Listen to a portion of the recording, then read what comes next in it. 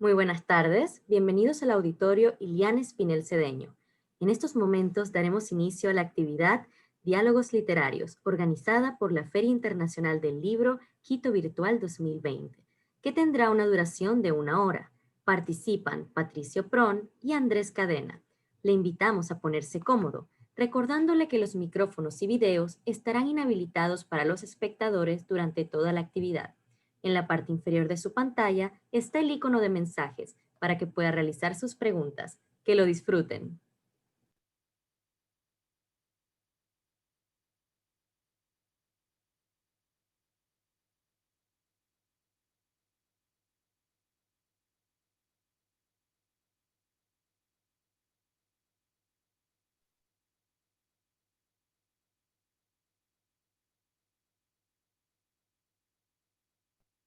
Hola, buenas tardes con todos. No sé si están conectados todos. No sé si está Patricio. No lo veía ahora. Buenas Hola. noches aquí en Madrid. Buenas tardes con todos. Quiero dar la bienvenida, a todos quienes nos escuchan y especialmente a nuestro invitado con el que compartiremos el diálogo, que es Patricio Pron. Buenas noches, Patricio, que estás en medianoche. Gracias por atendernos y por querer participar de esta Feria de Quito, de este modo virtual, pero tenemos mucho gusto de poder escucharte.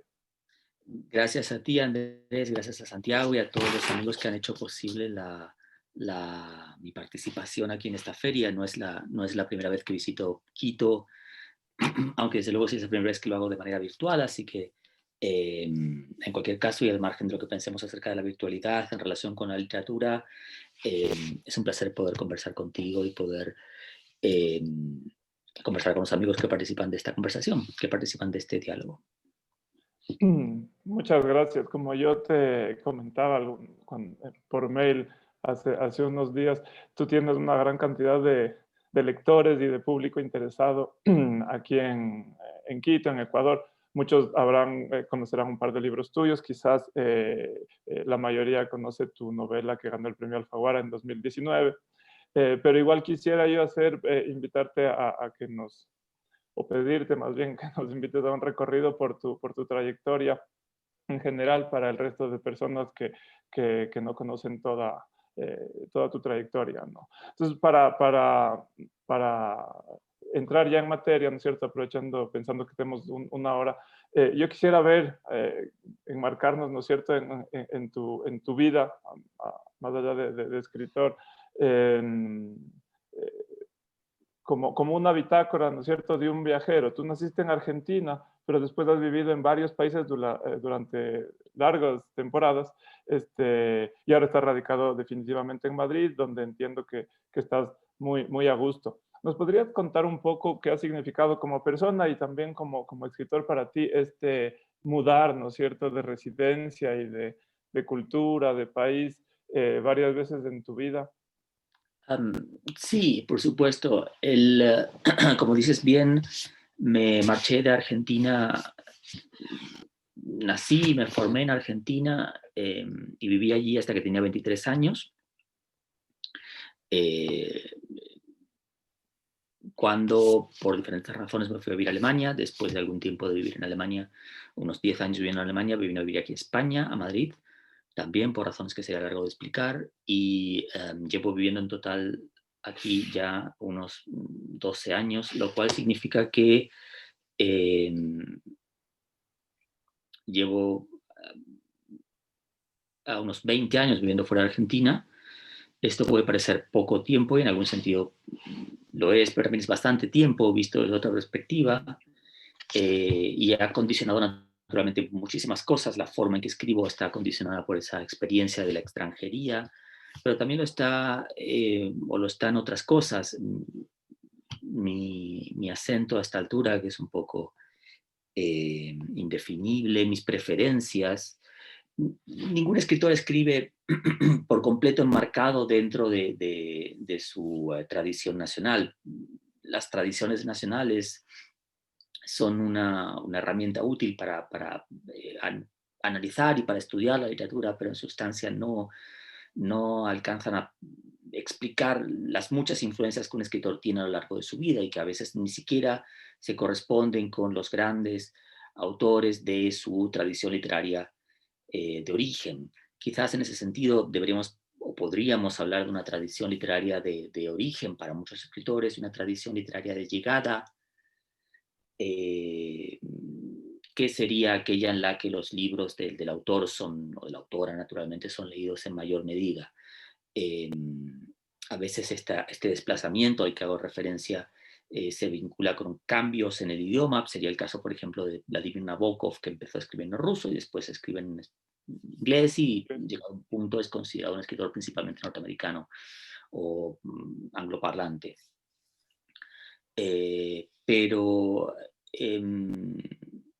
incluso aunque uno no cambie de lengua, el hecho de vivir en diferentes países y tener diferentes experiencias, a las que, digamos, resumiendo rápidamente, habría que sumar, en mi caso, no solamente la experiencia en Alemania y la experiencia española, sino también las experiencias de estancias bastante largas en Reino Unido, en Italia, y en otros sitios, largos viajes y demás. Todas estas cosas, digo, crean cambios que modifican lo que uno escribe y lo que uno piensa acerca de sí mismo como escritor e incluso como lector. De todas formas, por una parte, la literatura argentina tiene una larga tradición de escritores que escribimos fuera de Argentina. Y por otra parte, diría yo que en la medida en que las personas se desplazan en mayor medida en este momento que prácticamente en ningún otro momento del pasado, en buena medida debido a los hechos trágicos de los países de origen de estas personas. Creo que en algún momento la idea de las literaturas nacionales empezará a parecernos aún más endeble de lo que nos parece en este momento. Hay una importante cantidad de escritores latinoamericanos que escribimos fuera de nuestros países de origen, aunque desde luego, como digo, esa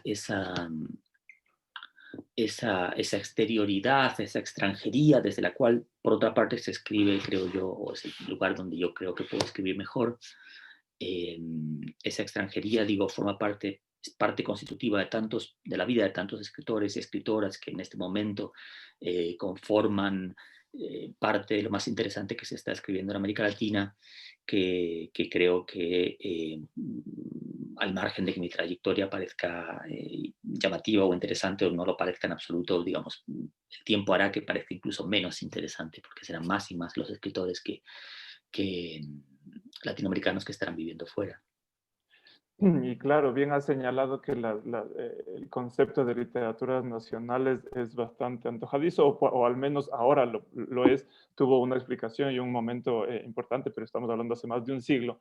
Yo más bien pensaría, ¿no es cierto? Hay esta máxima, esta reflexión, que no me acuerdo qué pensador o qué escritor fue el que la ideó, pero muchos la han repetido, esto, que para alcanzar una idea de universalidad, ¿no es cierto? Para poder decirle algo a cualquier persona en cualquier lado del planeta, aparentemente una condición muy idónea para eso es la localidad, ¿no? Es tal vez enmarcarse o localizarse mucho, fuera de lo nacional, ¿no es cierto? Sino algo más local con los referentes.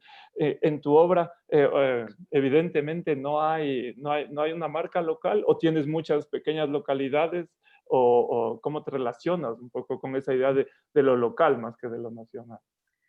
Bueno, creo que como tú dices muy bien, creo que fue Tolstoy el que sostuvo, y esto ya es una especie de aforismo, que debes pintar tu aldea para pintar el mundo, para ser realmente universal.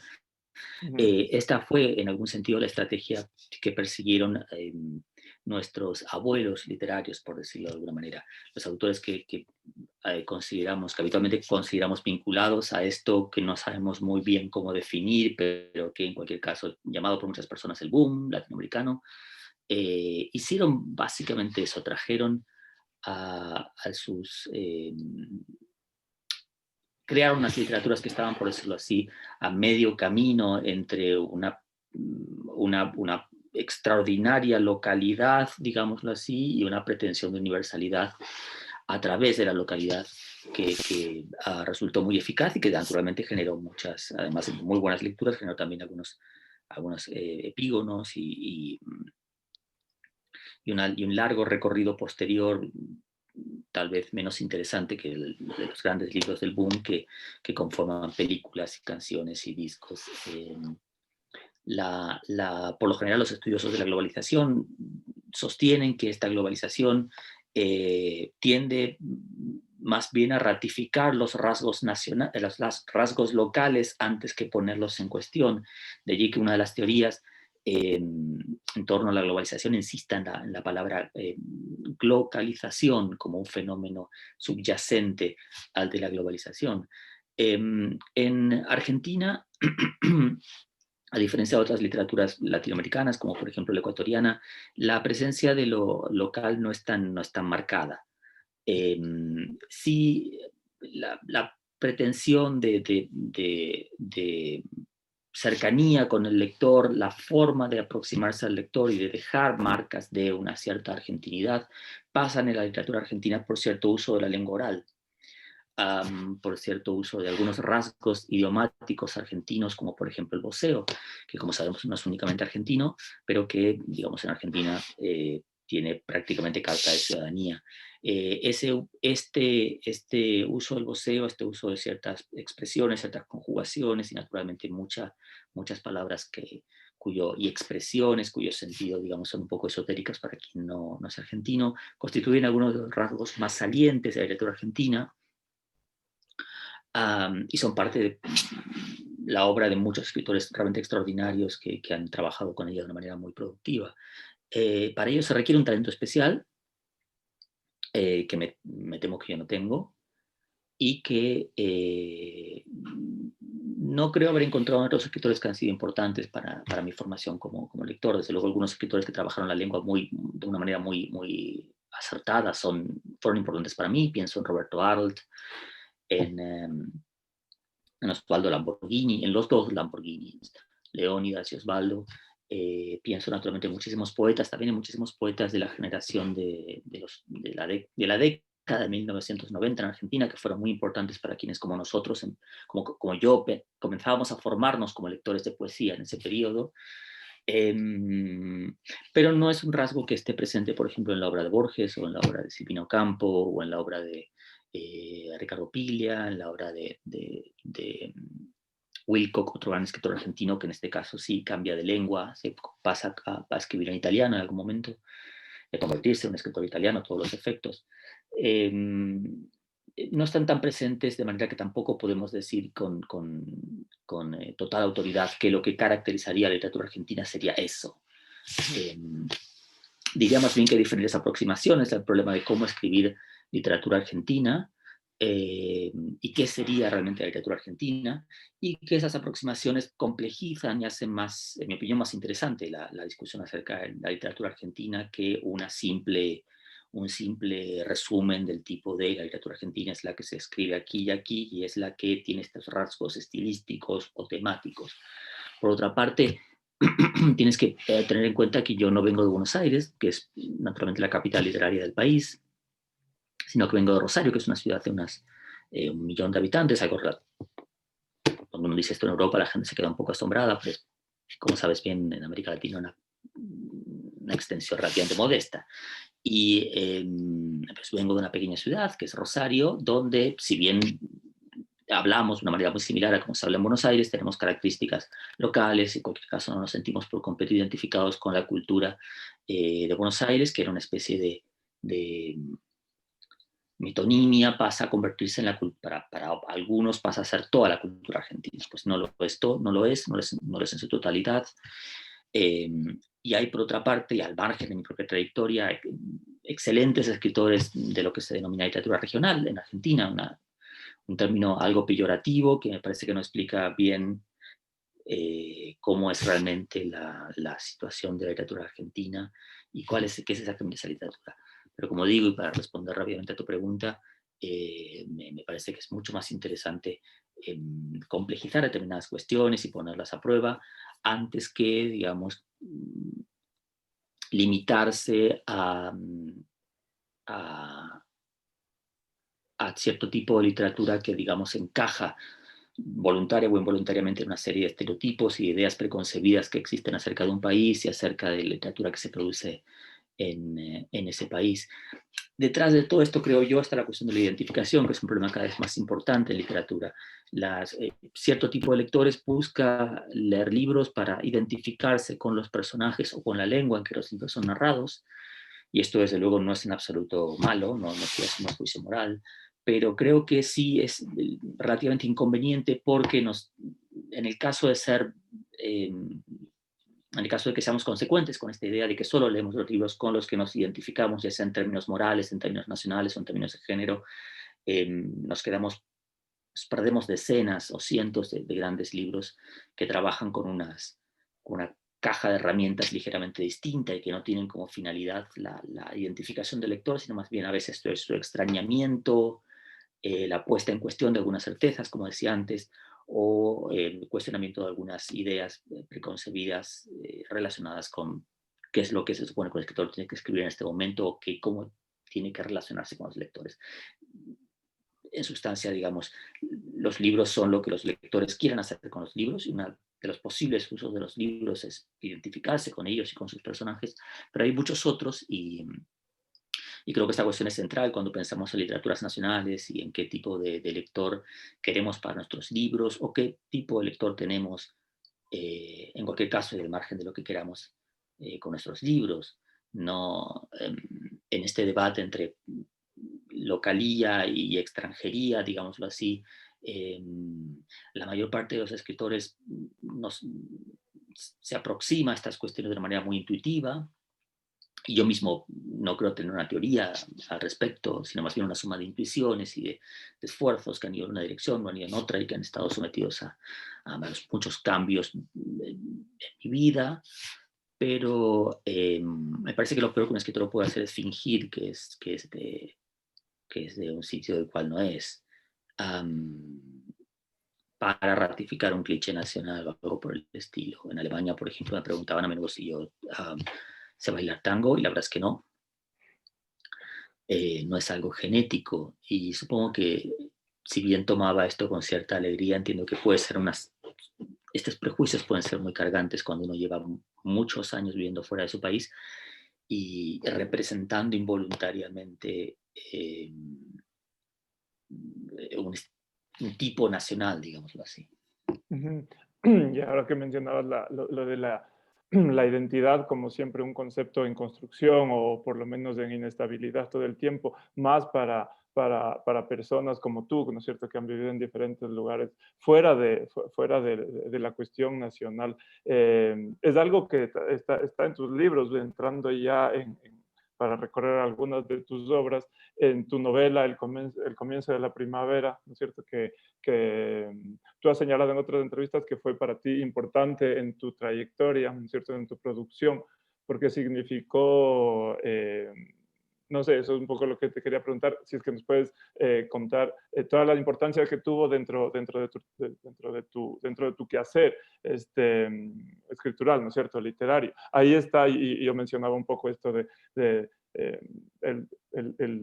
traspasar fronteras, porque en la anécdota Martínez, del protagonista, es un argentino que se encuentra en Alemania persiguiendo o buscando, siendo las pistas de un profesor de filosofía, por una cuestión de traducción. Entonces me parece que está todo esto que hemos hablado ha estado dentro de la órbita de tus preocupaciones, al menos en esta novela. Cuéntanos un poco de cómo fue para ti este momento.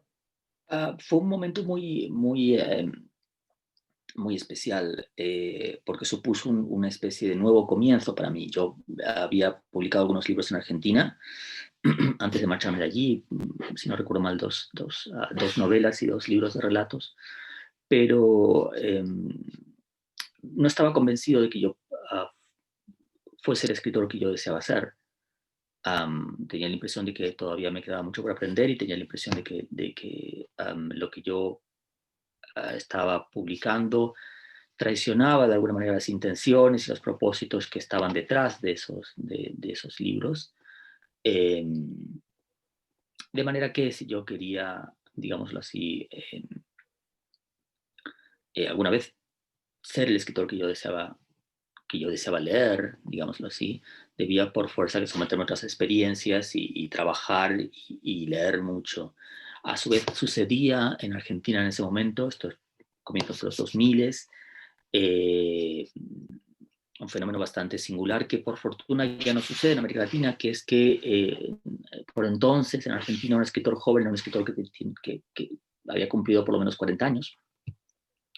No sé qué éramos los escritores que teníamos menos de 40 años, supongo que éramos sub jóvenes,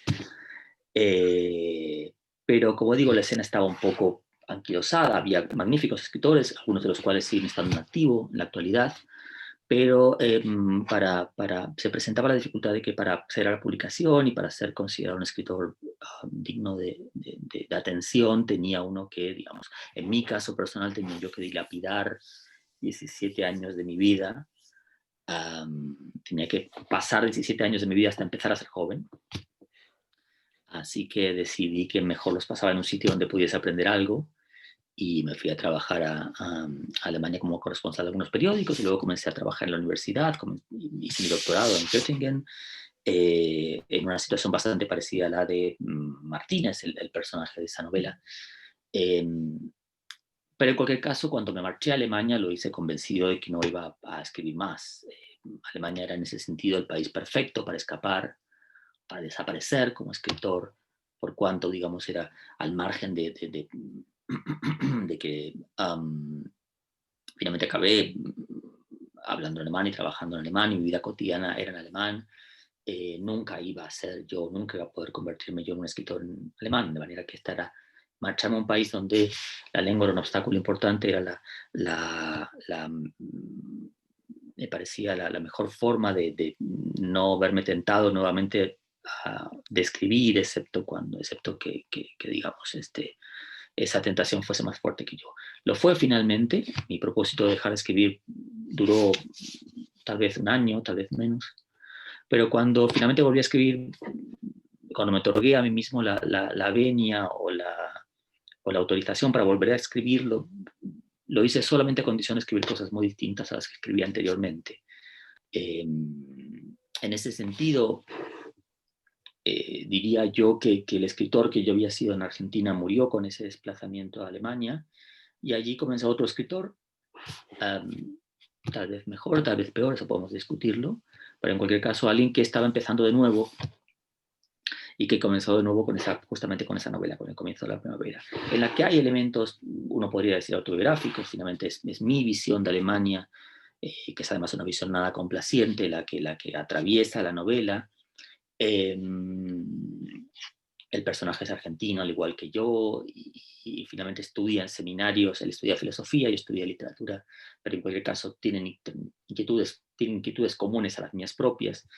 Se ve confrontado por el pasado trágico alemán de una forma no muy distinta a como fui confrontado yo, y tiene una voluntad de comprender, era la mía propia cuando estaba en Alemania, y que todavía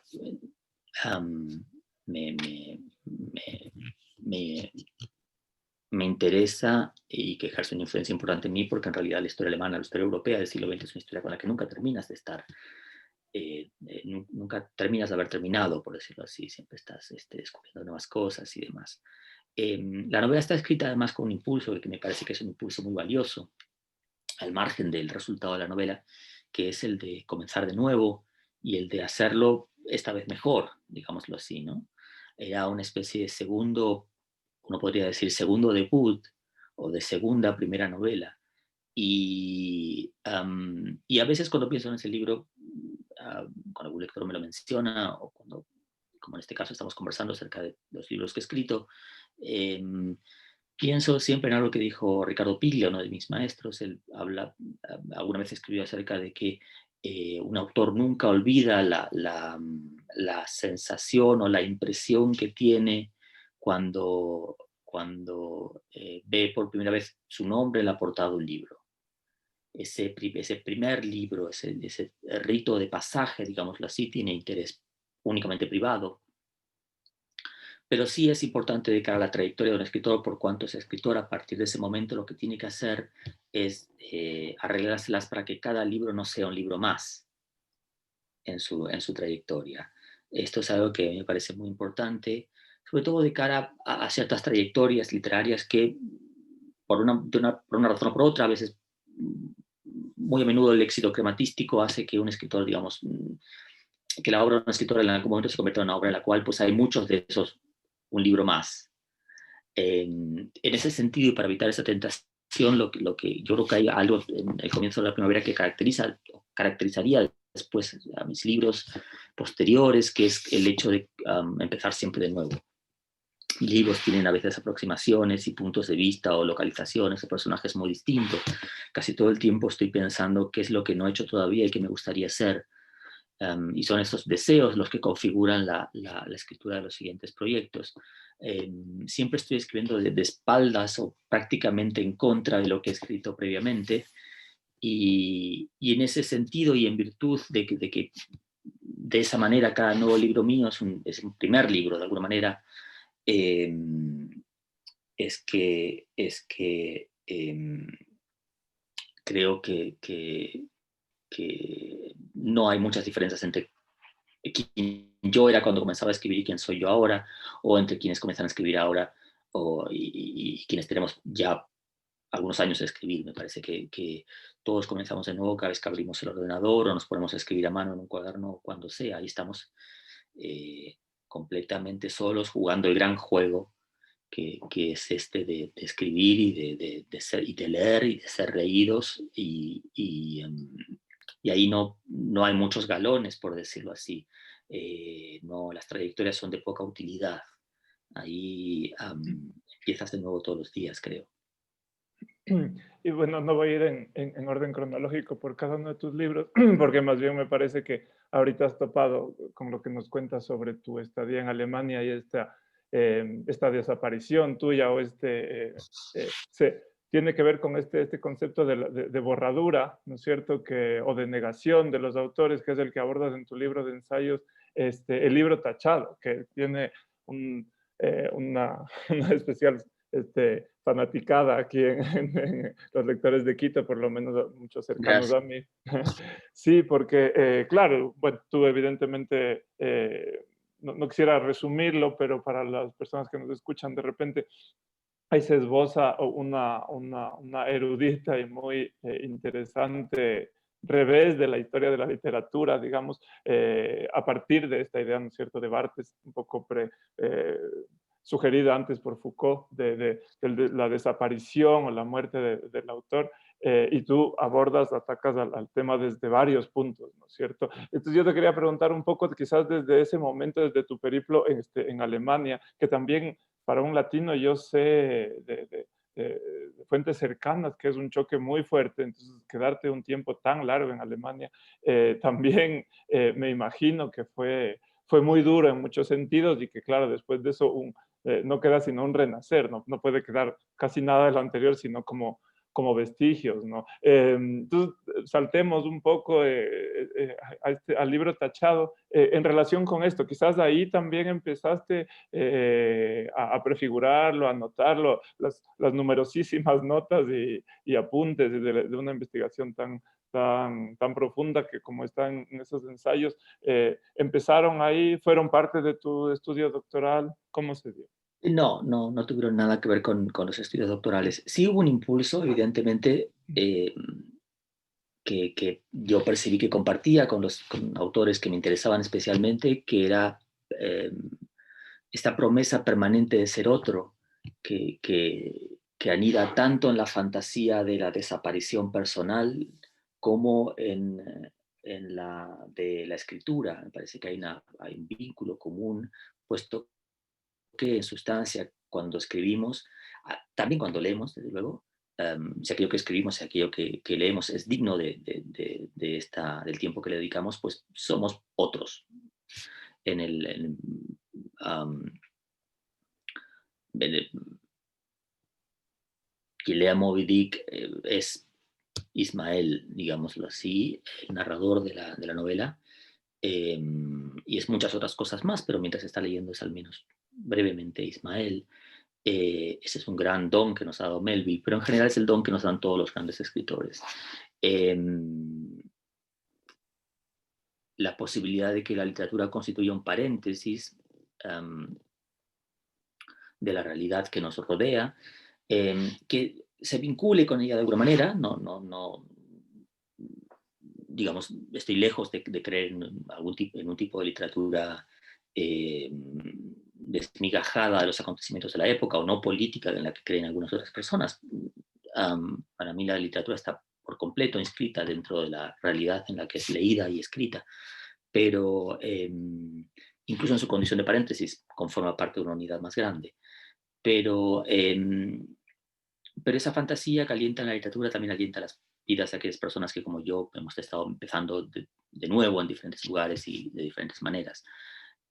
Había allí un vínculo, pero a diferencia de mi tesis doctoral, este libro fue escrito por acumulación. Sencillamente un día pensé que había muchas personas que estamos pensando en cuestiones como la desaparición de la literatura y la desaparición de los libros y de la cultura letrada. Y que, sin embargo, no estábamos considerando una de las características más salientes de la literatura, que es su fragilidad y el hecho de que no es tan excepcional que alguien deje de escribir, por ejemplo, como que haya comenzado a escribir. En realidad, la apuesta del libro tachado es poner de manifiesto de una manera un poco maniática que lo raro no es que se haya perdido un libro o se hayan perdido varios libros o bibliotecas enteras, sino más bien que algún libro haya sobrevivido, que en su enorme fragilidad la literatura, y amenazada como está por tantas cosas de las que se habla tan a menudo, la literatura siga siendo para nuestro cine privado, por decirlo así, y siga siendo para muchos de nosotros lo único que vale la pena de nuestro día a día. Lo único por lo que aspiramos, porque esperamos el siguiente día, la posibilidad de continuar leyendo el libro que nos ha apasionado o de ir a por el libro que nos interesa, ya sea una biblioteca o una librería. Todas estas cosas, me parece, hacen nuestro día como lectores y son realmente milagrosas, de manera que, digamos, quizás se podía, esta es la apuesta del libro tachado, como digo, quizás se podía recortar, digamos, la silueta de un tipo de literatura que no ha existido y que, sin embargo, es el que hace posible la otra literatura que sí conocemos. Cuando pensé en estas cosas, sencillamente fui a mi diario de lecturas, tengo un diario de lecturas hace algunos años, y lo que descubrí es que, sin querer, lo había estado yo leyendo los últimos 10 años acerca de estos temas. Así que sencillamente lo que hice fue, digamos, poner orden en todas esas notas, o tratar de poner orden en todas esas notas que había tomado durante tantos años,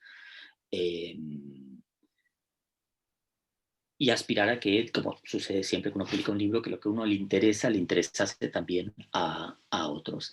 En el caso específico del trabajo de doctorado, este fue por completo distinto. Yo escribí acerca de la obra narrativa de un escritor argentino llamado Copy, ¿sí?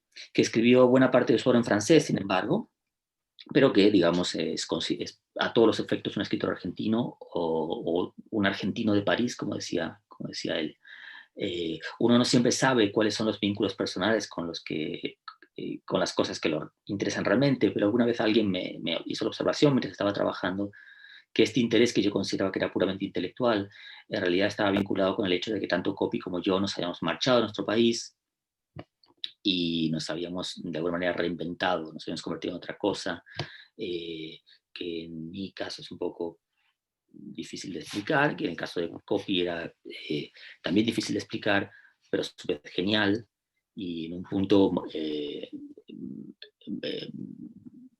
monstruosa, al menos monstruosa para la época, ¿no? Porque Copy fue un gran actor transformista, hay magníficas fotos de Copy vestido de algunos de los muchos personajes femeninos de sus obras. Sus novelas están llenas de asesinatos tremendos, hay organizaciones de lesbianas asesinas en la luna, cosas muy, muy ridículas. hechas para provocar naturalmente la repulsa y el horror de la sociedad literaria francesa que lo leía. A veces uno también escribe eh, escribe acerca de algunas cosas y en contra de otras, y ese espíritu iconoclasta de Copy fue lo que más me sedujo, incluso aunque no se ponga de manifiesto tan explícitamente en mi trabajo como escritor.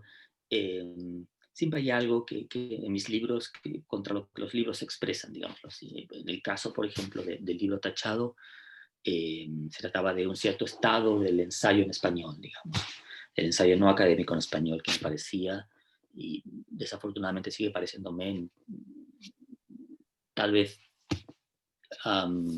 deficitario o no tan espléndido y rico como los talentos de sus autores podrían hacer pensar. En el caso, por ejemplo, de Mañana tendremos otros nombres, la última novela, también había un cuestionamiento de ese tipo y una pregunta acerca de si, una pregunta que era básicamente por qué las novelas las novelas acerca de la experiencia amorosa en español que estoy leyendo no cuentan esa experiencia amorosa tal como la vivimos muchas personas en este momento, porque todas esas novelas, o la mayor parte de esas novelas, abundan en un tipo de pareja y un tipo de relación y un tipo de clase social y un tipo de prácticas que al margen de que, digamos, sean legítimas, no constituyen en este momento la totalidad de la experiencia amorosa. Yo me preguntaba si se podía tal vez narrar la experiencia amorosa y hacerlo de una forma que por primera vez de mucho tiempo, fuese contemporánea, que no contribuyese a lo que al que era el que yo percibía como el arco narrativo principal de estas novelas, que era pues chico conoce chica, se enamoran, superan una serie de dificultades y finalmente se casan y son felices para siempre, a veces tienen niños, digamos. El hecho de que hay muchas parejas que no se corresponden con ese arco narrativo, que están fuera claramente de ese arco narrativo, ya sea porque, digamos, no porque pertenecen al mismo sexo, o porque no tienen como proyecto de vida casarse, o porque no tienen como proyecto de vida tener niños, o porque tienen relaciones en las que intervienen otras personas, o porque tienen una relación a la distancia. Todos estos fenómenos, que son para algunos materia sociológica, en realidad también podían ser literarios si uno sabía o intentaba narrarlos de manera literaria. Y eso es lo que me propuse en ese libro. Pero como digo, este libro, al igual que el libro Tachado, y como muchos otros libros míos, tenía, digamos, una idea de lo que no quería hacer, por decirlo de alguna manera, ¿no? Un libro es tanto lo que uno quiere hacer con él, pero como lo que desearía que no sucediera. Ya que hemos llegado a tu novela, entiendo que es la última, ¿no es cierto? Que es la ganadora de la Alfaguara. Hay algunas cosas evidentemente sobre las cuales podríamos comentar, pero yo quisiera preguntarte una que me llama mucho la atención, como es un aspecto, si quieres, técnico, pero que resalta mucho de la lectura, que como, ¿no es cierto?, hay los capítulos intercalados del punto de vista de él y luego de ella.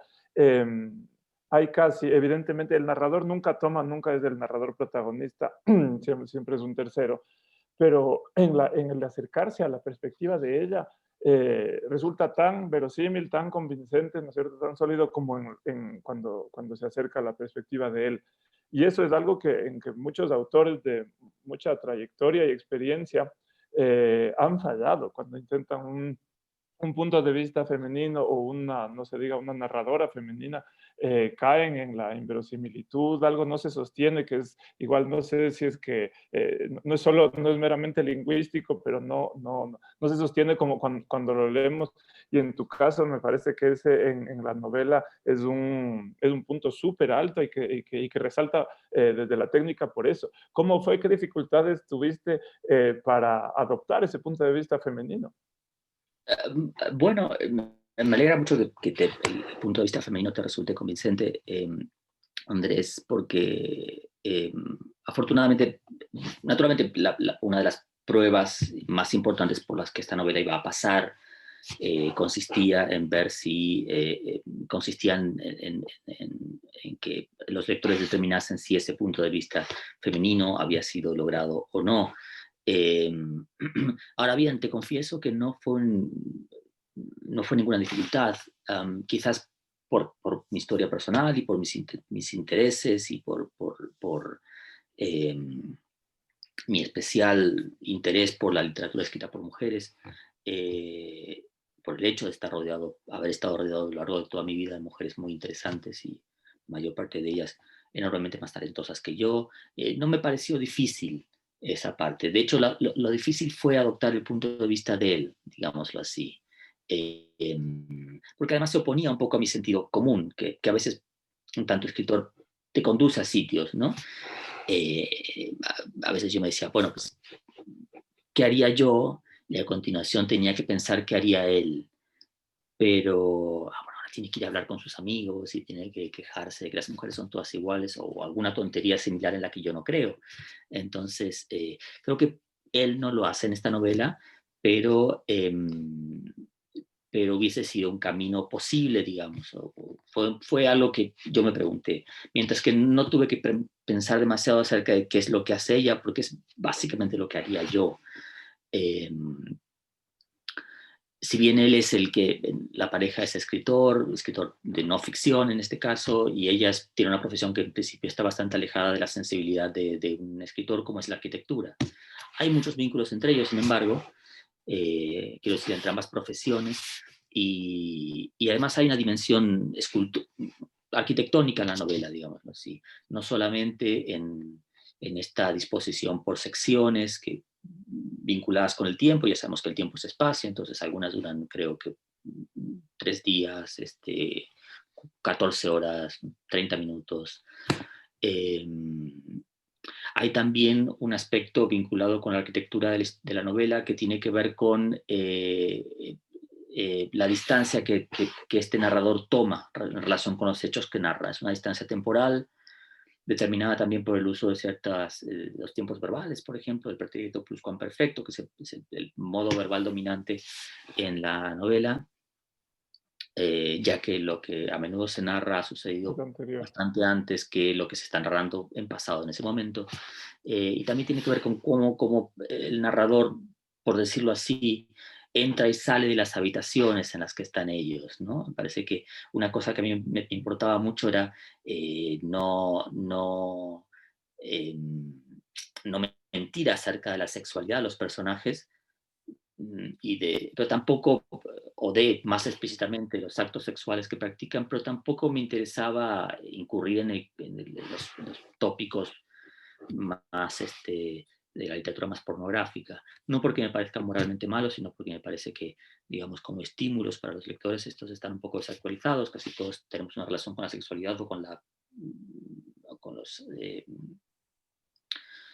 la representación de los actos sexuales mucho más visual y más vinculada con una cultura visual que ha surgido en las últimas décadas, que, digamos, con estos thrills, por decirlo así, que podría producir la literatura, o que producía la literatura erótico pornográfica en algún momento. No tenía ganas yo de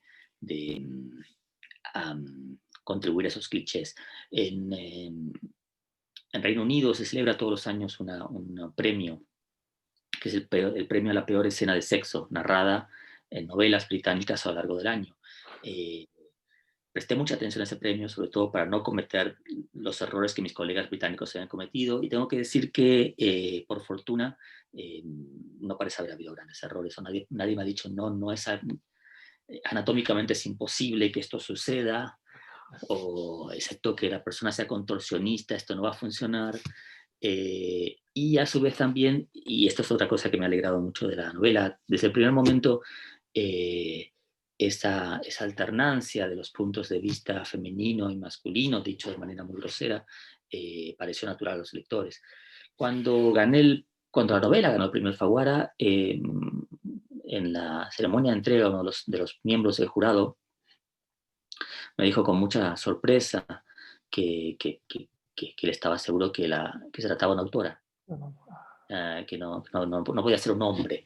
Y esto me hizo pensar en esas instancias en las que uno está con un libro recién escrito y con tanto temor ante tanto temor no, pero tal vez tanto deseo de conocer las opiniones de los otros, y por supuesto también el temor de que las opiniones no sean positivas. fue una gran tranquilidad y una garantía de que podía la novela fallar por otras cosas, pero no fallaba precisamente por eso, que para mí era una de las cosas principales. Y en esa novela también, y de lo que se ha comentado largamente, es que topa, no quiero decir retrata, porque yo sé que no es la finalidad, pero topa y están ahí expuestos un montón de aspectos, de fenómenos que se pueden percibir en la sociedad actual europea, ¿no es cierto? Occidental, digámosla, como el uso de la tecnología, las situaciones laborales, la violencia de género, un montón de aspectos que, digamos, están abordados o tienen su desarrollo en la novela, o invitan como no sé si invitan, pero por lo menos propician una reflexión posterior. Parecerían que son temas sobre los que la parte ensayística del autor ha estado elaborando, ha estado pensando, ¿no es cierto? La arquitectura, incluso el urbanismo, la misma cualidad de migrantes, de migrantes internos, que son los dos protagonistas. Son todos temas que están como ahí muy desarrollados y muy evocadores, ¿no es cierto? Entonces, yo quería preguntarte si es que tú estos temas también los fuiste pensando desde una perspectiva, qué sé yo, ensayística, o con una curiosidad más sociológica, por llamarla de algún modo, y luego calzaron en la novela, o fueron llegando a medida que la trama y los personajes se iban desarrollando y te propiciaban estos espacios, estas llanuras que invitan a esas reflexiones. Bueno, es difícil decirlo, Andrés, ¿sabes? Porque por una parte, desde luego, como cualquier persona que está viva en este momento histórico, yo tengo un gran interés por determinados fenómenos, como por ejemplo, pues, hacías mención a las herramientas tecnológicas que supuestamente facilitan las relaciones amorosas, aunque desde luego también las complican de alguna manera, y muchos otros fenómenos similares o vinculados que tal vez no eran, que podían ser, tal vez podían no ser novedosos para mis lectores, pero sí lo eran en alguna medida para mí. Los personajes de la novela son un poco más jóvenes que yo, a pesar de lo cual ellos se ven enfrentados tras una relación de algunos años, a un panorama, a un paisaje amoroso que ha cambiado por completo. Creo que todos los que tenemos más de 40 años nos hemos encontrado en situaciones semejantes. Un enorme cambio en lo que podríamos denominar son las formas de comprender de manera general las relaciones entre las personas, y en particular las relaciones amorosas. Muchos de estos cambios son desde luego para bien. Tenemos una nueva, por fortuna también en América Latina hemos entendido algunas cuestiones vinculadas con los derechos de las mujeres, y no en vano una de las luchas más más relevantes de las últimas décadas en Argentina y en América Latina en general ha sido y es impulsada por las mujeres en reivindicación de sus derechos, pero de manera indirecta en reivindicación también de los derechos de todos aquellos que deseamos eh, una, eh, que caigan ciertos clichés y ciertas limitaciones. En algún sentido, algunas de estas cosas me las preguntaba también antes.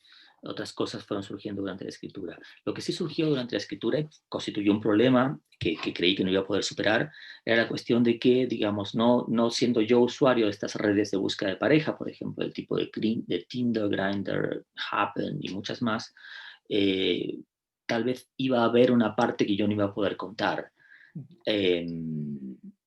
Yo tengo una formación periodística y además ensayística, producto de la estancia en Alemania, de manera que hice lo que suelo hacer cuando me interesa algo, que es intentar investigarlo. Pero todos mis intentos en Grindr y Happen y todas estas plataformas terminaron mal, porque era mi culpa, desde luego, hay que decirlo. Muchas veces la gente no comprendía la gente con la que yo conversaba, creía que era una broma el hecho de que yo estuviese simplemente.